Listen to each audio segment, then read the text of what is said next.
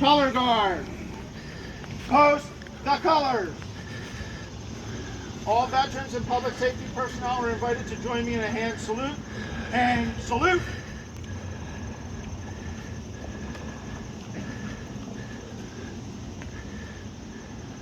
Please join me in the Pledge of Allegiance.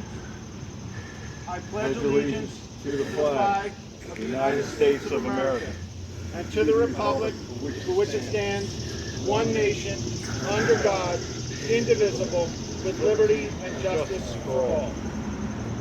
Ready, two.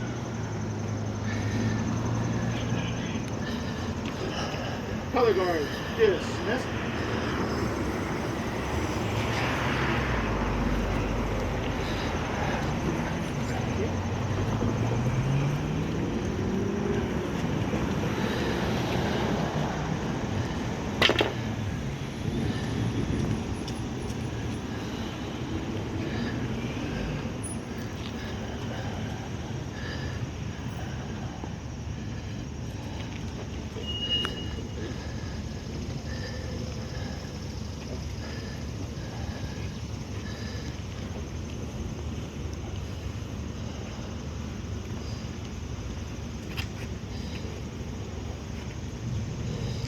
Good morning.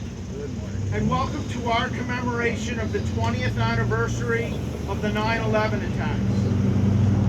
Thank you for taking time to join us as we remember. It was a beautiful day, very much like today. I will always remember the sky as one of the most beautiful blue skies I have ever seen. But on that day, in less than 2 hours, our nation and our world would change forever. The skies over New York City, Washington, D.C., and Shanksville, Pennsylvania would be marred by columns of smoke. We will all remember that day for a long time. But will we remember the incredible sense of unity that followed those devastating attacks? There are countless examples of the many ways that people found to help, not only here at home, but around the world. In Gander, Newfoundland, Canada, a town very much like our town, the residents made plane loads of stranded travelers feel like neighbors. I believe that response would happen right here in Aldan also. Let's look to the flag that we just posted. Like the flags that rose over Ground Zero and the Pentagon, our flag is a symbol of unity and strength. A unity and strength that will overcome any obstacles, as we always have and always will. At this time, I would like to introduce Chaplain Chloe Cola of Jefferson Hospital and the Lansdowne Friends, who will offer our invocation. Uncover. Friends, we are gathered here today to honor and remember those who lost their lives on that tragic day 20 years ago. With heavy hearts, we remember. We remember the first time we heard the news. We remember the images of suffering, panic, and horror. We also remember the images of bravery and comfort. We remember when the towers fell. We remember the dust and the smoke, the despair and the grief. We remember those who survived and those who did not. We remember the watching and the waiting. We remember the heroes who rushed in to help. We remember neighbors comforting neighbors in their sorrow and disbelief. We come remembering and we come in hope. We celebrate the impact these first responders had on our lives as friends, family, and neighbors. Help their stories continue to be told. In commemorating this tragedy, we give thanks for your carrying us through in our time of need. We ask you to continue to heal the wounds of our nation.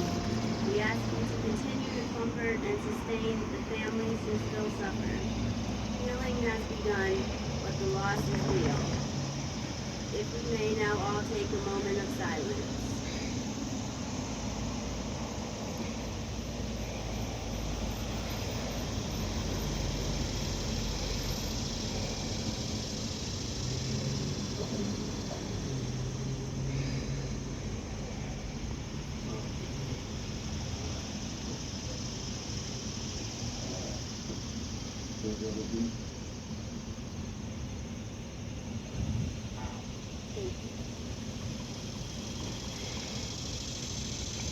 Recover.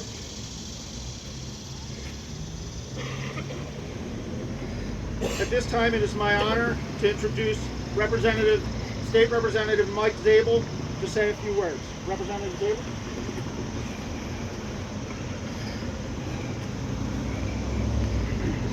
Good morning, everyone. So we've gathered today to remember and reflect on a sacred and solemn day in American history, September 11, 2001. Everyone here, I'm sure, has some personal connection to 9/11. For so many, it's the heartbreaking loss of a loved one.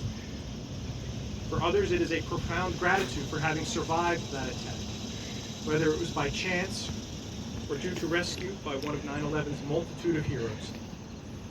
Others may carry a visceral memory of the shock of that day, shock that was followed by waves of confusion, despair, anger, anxiety, grief. No one was untouched by the events of that day. Today, on the 20th anniversary of 9/11, those connections and those feelings and those memories, they can't help but be stirred up again. How could they not? So what do we do with them? 20 years later, what does it mean to never forget? What should it mean? I don't know if there's a definitive answer to that question. I'm not sure there is.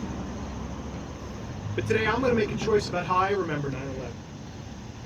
Today, I am choosing not to allow the despair or the anger that comes up. I'm not going to allow that to overwhelm me.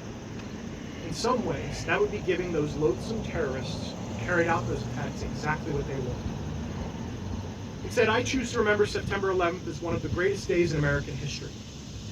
A day when some human beings were at their very worst, but Americans were at their very best. I will remember September 11th as the day our first responders rose to the moment and saved thousands of lives. I will remember September 11th as a day of unfathomable bravery and heroism. I will remember it as the day that our first responders, by giving us something noble to see and believe in, took the entire nation on their shoulders and carried us all to safety. We thank them all. The other night I was watching a documentary about the events of 9/11, and it consisted of footage of New York City firefighters as they responded to the disaster in real time. And what especially struck me as I watched this footage were the faces of the firefighters as they gathered in the lobby of the North Tower after the first attack. They looked scared. Even thinking about it now, it hits me like a ton of bricks. They were scared. They were confronted with an unthinkable situation, with danger all around them, and the very real prospect of death literally over their heads. They were scared. And yet, they went up those stairwells to save other people's lives. And that I think is the deepest, truest kind of heroism. The most human kind. We have a tendency as human beings to make heroism into some sort of superhuman act, but in fact it is not. True heroism is a very human act. Not some deep serenity or unflappable demeanor, but an awareness of what is at stake. In this case, their own lives and other people's lives.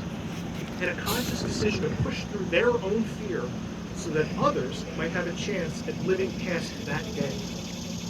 And many of the first responders here gathered here today make that decision every day that they're on the job.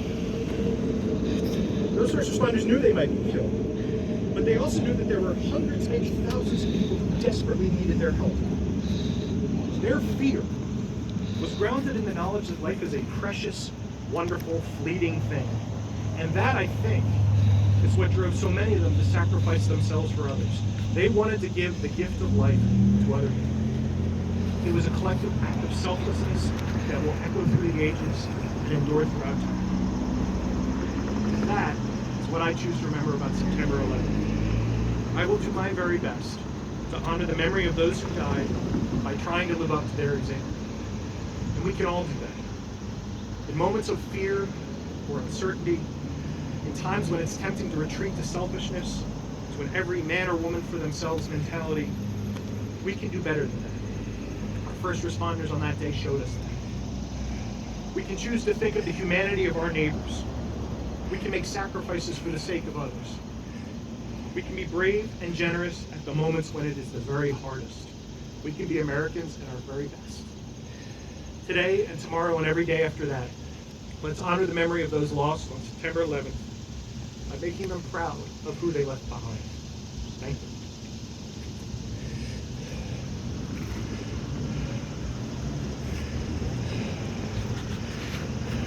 Thank you, Representative Zabin.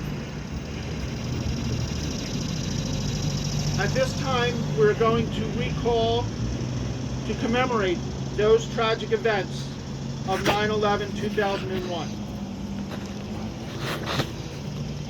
At 08:46 a.m., 5 hijackers crashed American Airlines Flight 11 into floors 93 through 99 of the North Tower, One World Trade Center. 78 passengers and 11 crew members and hundreds inside the building were killed instantly.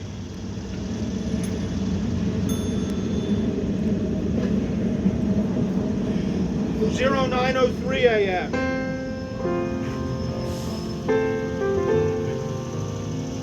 5 hijackers crashed United Airlines Flight 175 into floors 77 through 85 of the South Tower, 2 World Trade Center.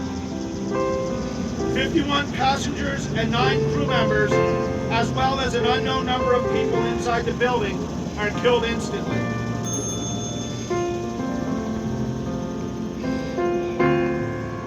09:37 a.m.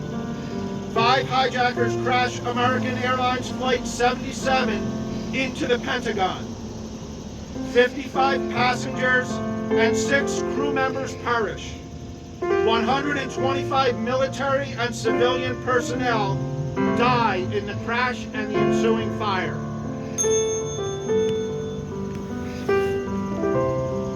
09:59 a.m. After burning for 56 minutes, the South Tower collapses in 10 seconds. More than 800 civilians and first responders inside the building and in the surrounding area are killed as a result of the attack on the South Tower.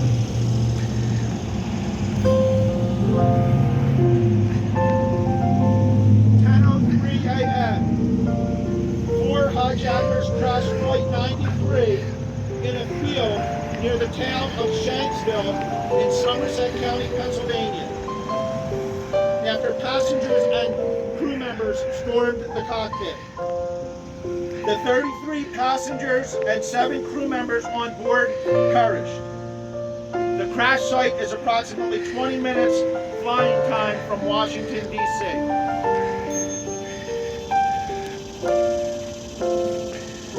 10:28 a.m. The North Tower collapses after burning for 102 minutes. More than 1,600 people are killed as a result of the attack on the North Tower. At least 2,977 people were killed, and countless more suffered serious injuries and long-term health issues as a result of the 9/11 attacks.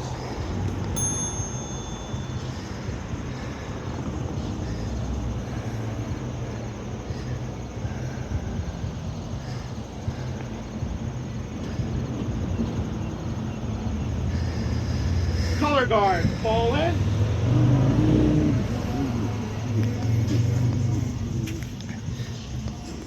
I would like to take a moment to thank the Mayor and Borough Council of Aldan, the Aldan Police Department, the Clifton Heights and Collingdale Fire Departments, our military, our veterans, our many civic organizations, our businesses, churches, and the many individuals like each of you who made this program possible today.